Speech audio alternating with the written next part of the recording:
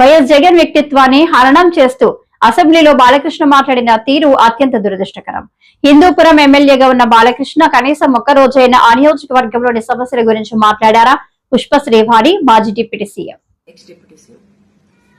నేను జరిగినటువంటి శాసనసభలో అసెంబ్లీ సాక్షిగా హిందూపూర్ ఎమ్మెల్యే అయినటువంటి బాలకృష్ణ గారు, చంద్రబాబు నాయుడు గారి బావమరిది అయినటువంటి బాలకృష్ణ గారు జగన్మోహన్ రెడ్డి గారిని ఉద్దేశించి జగన్మోహన్ రెడ్డి గారి వ్యక్తిత్వాన్ని హననం చేస్తూ హేళన చేస్తూ మాట్లాడినటువంటి తీరుని తీవ్రంగా ఖండిస్తున్నాము.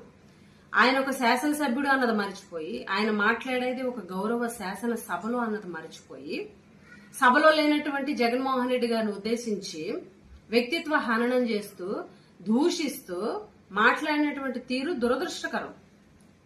ఏదైతే కామినేని శ్రీనివాసరావు గారు ఆనాడు జగన్మోహన్ రెడ్డి గారు ముఖ్యమంత్రిగా ఉన్నప్పుడు చిరంజీవి గారు గాని సినిమా ఇండస్ట్రీ వాళ్ళు గాని జగన్మోహన్ రెడ్డి గారిని కలిసినప్పుడు జరిగినటువంటి సందర్భం గురించి మాట్లాడుతూ పచ్చి అబద్దాలు కామినేని శ్రీనివాసరావు గారు మాట్లాడడం జరిగింది. అసలు కామినేని శ్రీనివాసరావు గారు ఆ టైంలో ఎక్కడున్నారు? ఆయన ఏమైనా ప్రజాప్రతినిధా? ఆ రోజు ఆయన ఎమ్మెల్యేనా? ప్రజా సమస్యల గురించి పోరాడుతున్నారా? అసలు ప్రజల్లో ఉన్నారా? వాళ్ళేం మాట్లాడుకున్నారు అన్నది మీకు ఎలా తెలుస్తుంది? మీరు ఎలా చెప్పగలరు? ఈరోజు మీరు చెప్పేటువంటి వ్యాఖ్యలు, మీరు మాట్లాడుతున్నటువంటి వ్యాఖ్యలు పచ్చి అబద్దాలని మీ మాటల్లోనే అర్థమవుతుంది, మీ తడబాటే అర్థమవుతుంది. మీరు మాట్లాడుతుండగా మళ్ళీ బాలకృష్ణ గారు లేచి జగన్మోహన్ రెడ్డి గారిని ఉద్దేశించి మాట్లాడడం, చిరంజీవి గారిని అవమానపరుస్తూ మాట్లాడడం. అసలు ఏ రోజైనా బాలకృష్ణ గారు హిందూపూర్ సమస్యల గురించి మాట్లాడారా? అసెంబ్లీలో ఏ రోజైనా ఆ జిల్లాలో ఉన్నటువంటి సమస్యల గురించి మాట్లాడారా? ప్రజా సమస్యల గురించి మాట్లాడారా? ఏ రోజు మాట్లాడింది లేదు. ఆ రోజు రాజశేఖర రెడ్డి గారు రాజకీయంగా ఆలోచించి ఉంటే ఈ రోజు బాలకృష్ణ గారు ఈ సభలో జేబులో చేతులు పెట్టుకుని తల మీద కలజోడు పెట్టుకుని మాట్లాడే అవకాశం ఉండేదా? ఆ రోజు ఆయన రాజకీయంగా ఆలోచించకుండా మేలు చేశారు కాబట్టి ఈ రోజు మీరు ఈ సభలో మాట్లాడగలుగుతున్నారు అన్నది మర్చిపోవద్దు బాలకృష్ణ గారు. ఎవరి సైకో? ఫ్యాన్స్ కనిపిస్తే కొట్టేయడం ఎవరి సైకో? మీరు కాదా?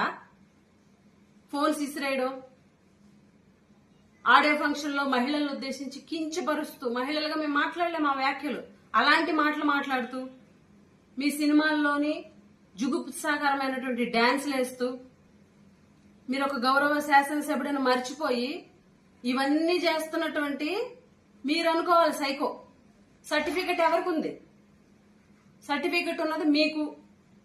ఈరోజు మీరు మాట్లాడుతున్నారు జగన్మోహన్ రెడ్డి గారిని ఉద్దేశించి.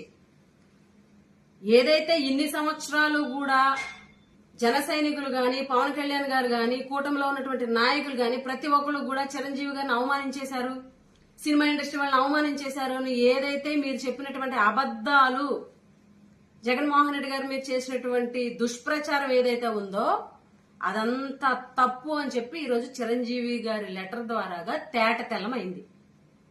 అంటే జగన్మోహన్ రెడ్డి గారి మీద ఎప్పుడూ కూడా అబండాలు వేయడం, అబద్దాలు ఆడమే పరిపాటిగా పెట్టుకున్నటువంటి ఈ కూటమి నాయకులు పవన్ కళ్యాణ్ గారు ఇప్పటికైనా కళ్ళు తెరవండి. చిరంజీవి గారు లెటర్ రూపంలో ఇచ్చారు, జగన్మోహన్ రెడ్డి గారు మమ్మల్ని చాలా సాదరంగా ఆహ్వానించారు, మా సమస్యలు పరిష్కరించారు.